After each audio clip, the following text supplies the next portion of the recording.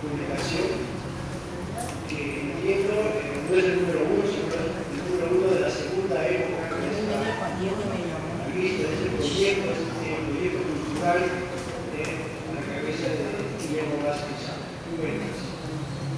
En ese sentido quiero saludar a Guillermo y a todas las personas que han colaborado, que han hecho realidad todas las entidades y instituciones que han hecho realidad esta revista, y también deseo que no solo sea un número de uno, sino que pueda tener un largo aliento de números, de publicaciones, que siempre puede llegar a nuestras manos para poder leer.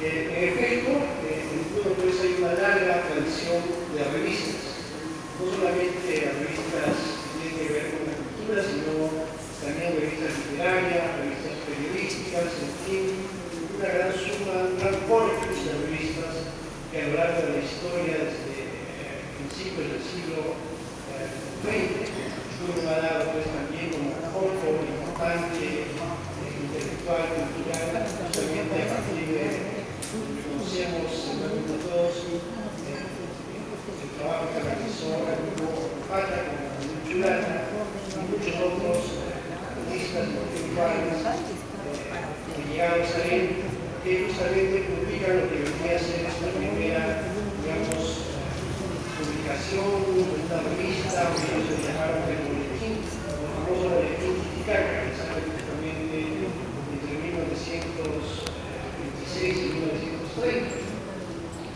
Son un promedio de 35 números que salen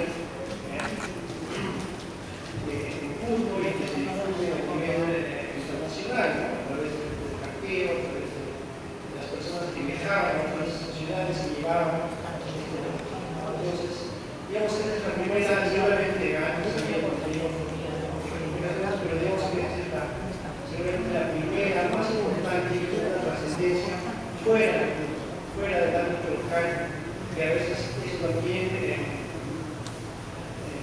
hace que la revista no pueda tener oportunidades, se quedan enfrascadas en un ámbito local, no pueden ser veídas afuera, más allá del punto. Entonces, esa tradición de revistas empieza con este Titicaca, ¿no? Y luego a lo largo de la historia intelectual y artística de Cuba hemos tenido también otras revistas importantes, como por ejemplo la revista que publicaba el Instituto Americano de Arte, que también, más que digamos una revista, era prácticamente un libro con diversos artículos, ensayos, incluso monografías, ¿no? Que daban cuenta de todas las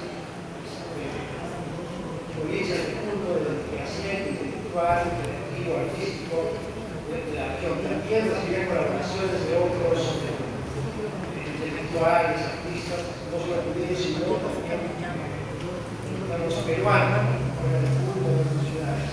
Esa revista también marca una época importante porque son como 12 números que están publicados en distintas épocas, fueron también al interés de los diferentes presidentes del Instituto Americano de Arte y también son un valioso material que ahora en la actualidad resiste para la consulta, aunque también es un poco difícil de conseguir. Yo tengo la colección completa, sé que en Cuba hay, especialmente en el Instituto Americano de Arte, su biblioteca completo, pero de todas maneras, con el tiempo a veces las revistas, las publicaciones se van perdiendo, ¿no? Entonces, es importante poder observar que de alguna manera uno puede tenerlas como fuente de consulta e información sobre lo que pasaba en ese momento. Fueron publicadas las revistas y además hay un valioso trabajo intelectual con ellos. Luego hay una serie de revistas en el mundo que ya a partir de los años 80, ¿no? Que salen también, digamos, con una inclinación más periodística, también una inclinación más cultural, empiezan muchas revistas de carácter literario, por ejemplo, el Pez de Oro, que publica hace unos 10 años, más o menos, tenemos todos los trabajos artísticos, literarios, en el mundo. Hay otras revistas un poco más antiguas, como por ejemplo otras escritas también, como si está Cordejo,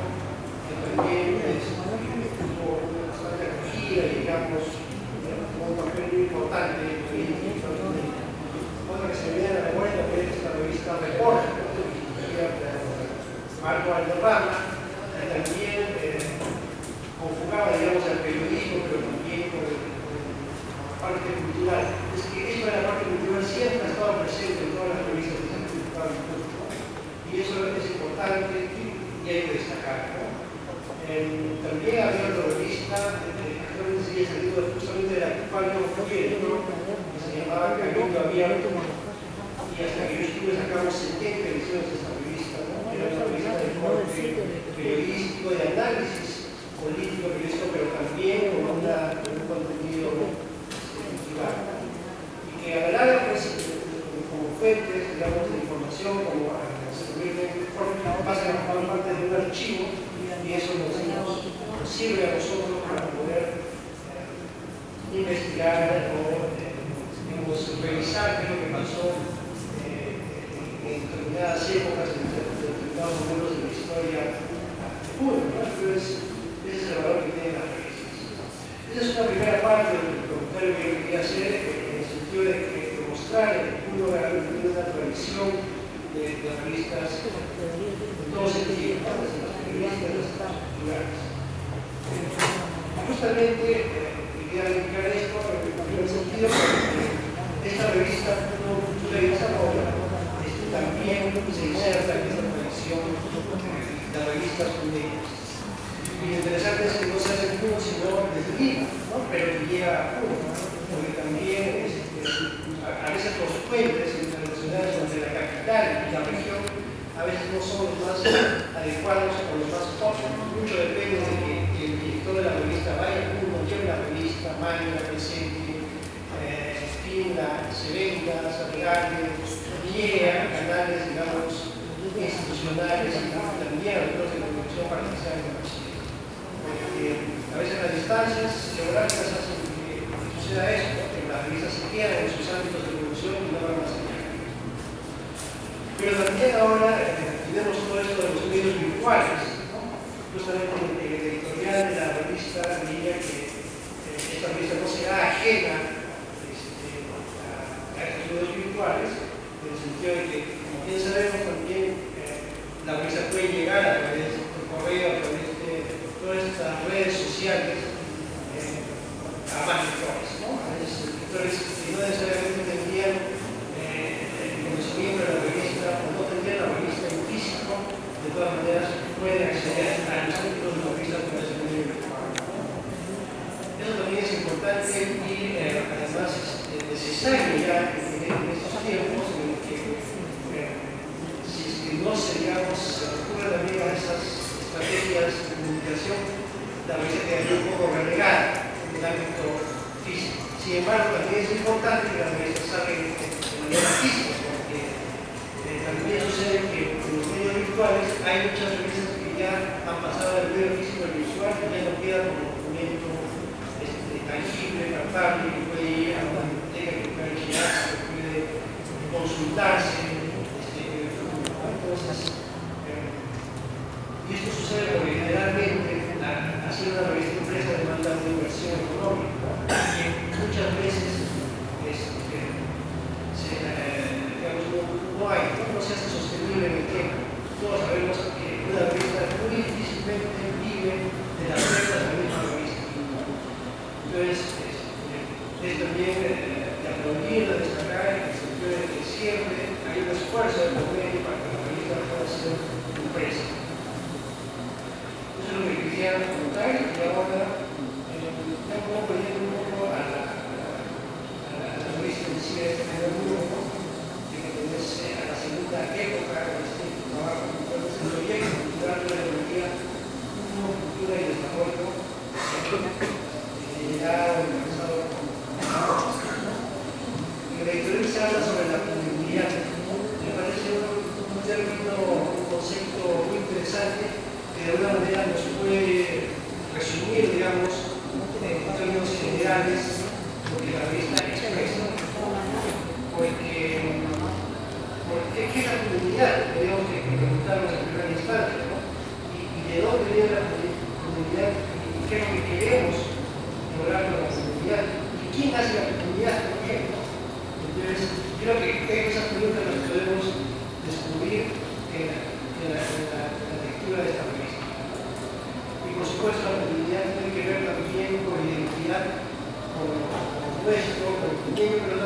peruano. No podemos ser como tan chauvinistas y decir que solamente el mundo del escenario nacional. No hay que entender a Perú también como parte de ese concierto global, de ese concierto nacional, y cuál es el aporte, en todo caso, de Perú como acción, como cultura, con todas las actividades culturales en el ámbito de la cultura nacional. Justamente estas revistas ayudan a entender esos conceptos y además a hacer una labor de difusión también de esas propuestas intelectuales y las opiniones que uno puede, como periodista, como intelectual, como artista, puede tener en relación a diversos tópicos del Puno, ¿no? Sabemos además que Puno es una región bastante compleja, ¿no?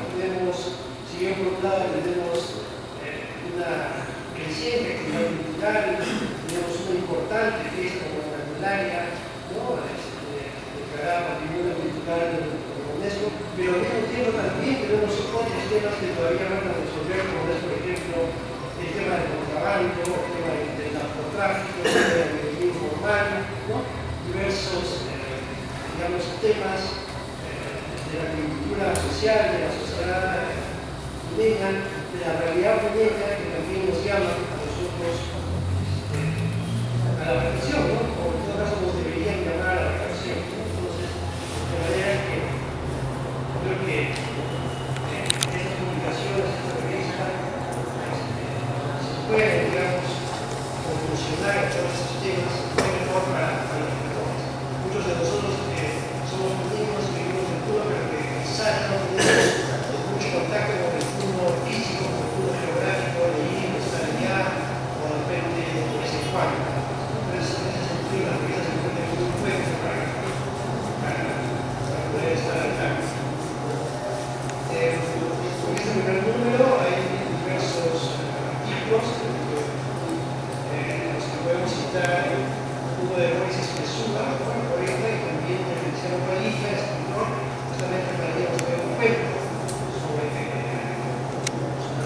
temas ambientales, el ambiente de la Candelaria, mientras que Moisés Mesúa nos trae yo diría, una reflexión un tanto poética, ¿no? Sobre lo que significa el danzar. Nosotros que los niños estamos tan ligados a esto que es el danzar, ¿no? A partir de la Candelaria. Entonces, creo que hay un diálogo entre estos dos artículos, ¿no? Desde diversas perspectivas, en uno el cuento, ¿no? La narrativa, y en el otro la reflexión, digamos, poética, la poética de la danza. Eso también es importante, ¿no? Cómo dentro de una revista se dialoga, ¿no? Porque la revista no solo dialoga con su lector, sino también la revista dialoga entre los colaboradores que escriben la revista, ¿no? Entonces, son, digamos, un tema que se puede tratar desde diversas ópticas, desde diversas herramientas intelectuales, ¿no? Juan Palabra nos puede tener un artículo también sobre el papel que desarrollan los centros culturales del mundo, los que hay y los que deberían haber. En fin, también la expresión cultural de los rituales, ¿no? Las fiestas tradicionales, por ejemplo, la festividad de la Candelaria, con las alacitas, de la que nos habla Guillermo Vázquez, y la Candelaria que nos habla también hay un diálogo de esas expresiones culturales, ¿no? Y yo quería agradecer también así públicamente a Guillermo Vázquez por la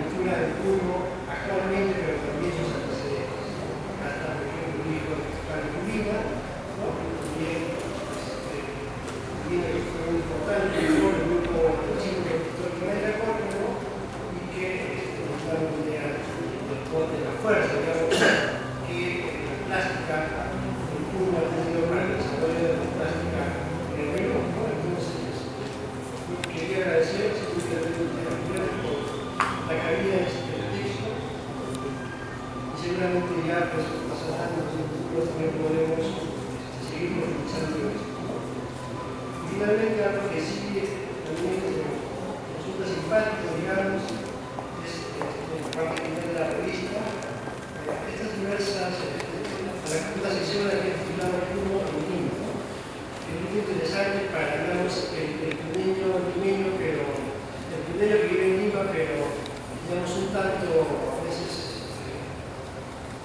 desubicado, ¿no? No sé si la palabra es adecuada, pero en todo caso, ¿por qué? Porque este Puno de Lima nos da una idea de lo que justamente los puneños, a través del Puno de la Puno, a través de la revista científica que están haciendo el Puno de Grandes, ¿no?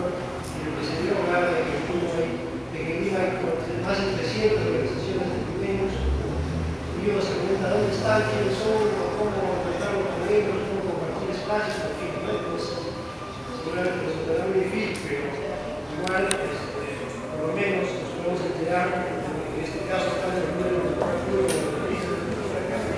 las acciones que vienen haciendo en todas las actividades culturales,